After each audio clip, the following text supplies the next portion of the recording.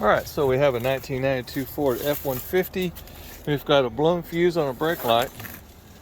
And so if you look at the fuse panel, I think position number 1 is right there. And position number 1 has a 15 amp, which this one here, it looks like it's right here. It's got a 20 in it right now, but that's where it sets. So the brake switch is right here. It's got, I've got my finger on it, I think I do. Where's that thing? Yep. The wires point up on that. Sorry about the light, but what I recommend to do is unplug that plug and test it there. And if you've got a short, then you can come out here and unplug this plug here. I've got it marked, but it's got an orange wire and I think a green wire right here. These two here get hot when you push on the brake pedal. So that plug there, it goes to the back harness. Unplug this one and see if you're clear your short, okay?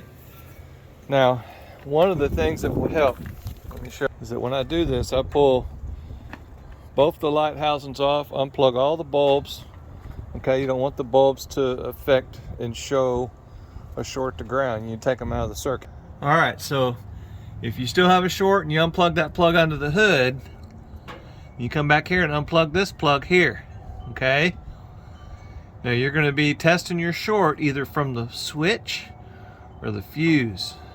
You can do it from the plug under the hood, but it's a little bit harder.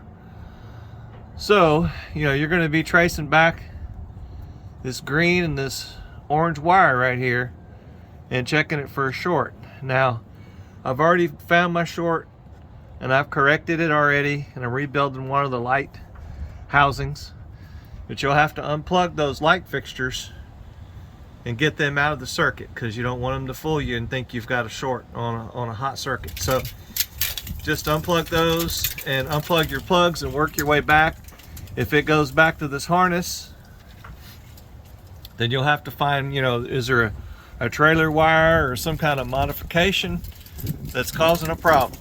All right, so this reverse light fixture here is kind of toasted, and the wire had been modified at one time or another and broke off.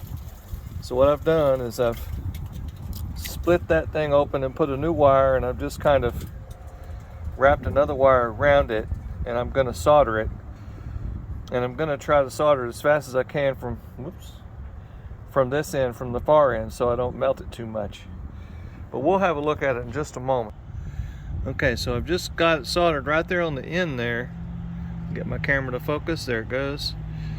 I'm gonna solder a little bit more on the back here, and then we'll get it straightened out. Sorry about that focus there. Let me see if I can get that to work better. There we go.